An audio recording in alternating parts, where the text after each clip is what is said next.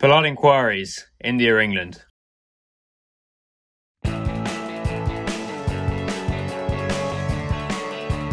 Bhaskar asks, can we just award the game to the winner of the toss and do away with all the rest of the stuff? I think that's what they're doing in the 4th and 5th, actually. They're just going to get Kohli and Morgan to turn up, do the toss, and everyone packs off home.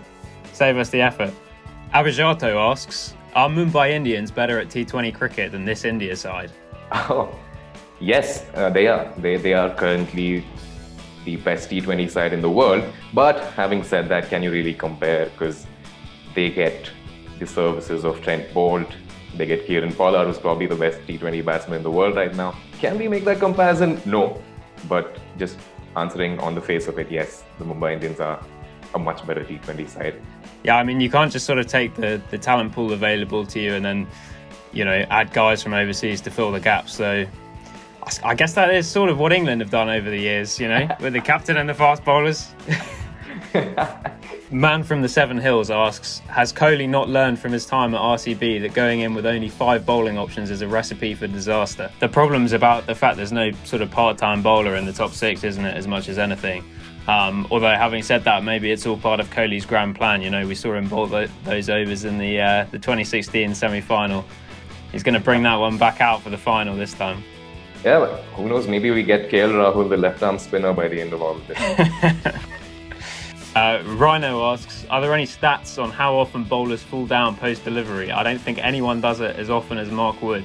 I think Lockie Ferguson runs him close, to be fair. It's these sort of short, skiddy guys. But no, we're all about expected stats these days and smart stats, aren't we? So maybe it should be smart falls. 1 per over, something like that. Jiten asks, how much does KL Rahul have to pay to buy a run? Well, what does it cost to get a new identity these days? Because it seems like every time KL Rahul needs to get runs, he needs to go through this entire makeover process. It happened in tests. He transformed into this T20 beast. And then suddenly you look at him play and he's so forlorn every time he gets out when he's in a bad patch. It's like he can't get bad on ball, his feet don't move. It's a little sad to see because I think he's genuinely top 3, top 5 in terms of skilled batsmen that India have. He'll get back there. What was that line during the IPL? Strike rate is overrated. Well, so are runs at the moment. Messi Kohli asks, why isn't Joe Root playing for England in T20? The guy's got a captain in, what, 17, 18 tests this year? Something like that.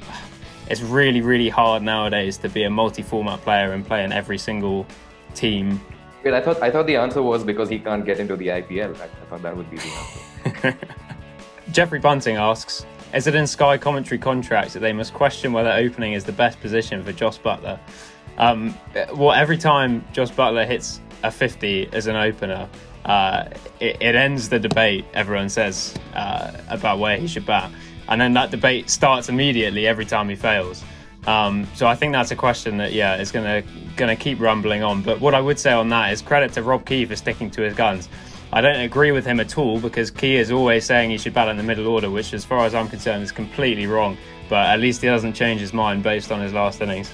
Srijith asks, what's worse in a cricket match played behind closed doors? Poor calling by the runners or bad umpiring in the case of appeals for catches? You can't say he didn't hear in these matches, can you? Well, I think you can, because I think it's similar to the IPL in that they're pumping the fake crowd noise into the stadium. So every time someone sort of knocks one to the edge of the ring, you get the equivalent noise of 100,000 people, you know, cheering crazily. I'll tell you what's bad though. What's bad is telling Rishabh Pant, generational talent, best boundary hitter in India, to take a risky third. That's what's bad. You don't do that. And the Pie Chuckers Cricket Podcast asks, or says, absolutely bad from ESPNcricinfo to rotate out George Dobell and rest him when he was in some PoliteEnquiries form. Surely he won't be doing it during the IPL, won't get burned out for the Ashes. Well, you know, we got to, as England have said all winter, we've got to be proactive, not reactive about these things. We don't want to wait for there to be a problem before we make a change. But yeah, no, we're prioritising. I think most England fans have said they want the big guns for test matches, and we hear you. You're getting the fringe players giving a run out for the limited overs part of it. It was about time we got some bearded men on this show. So, you know, get with it, guys.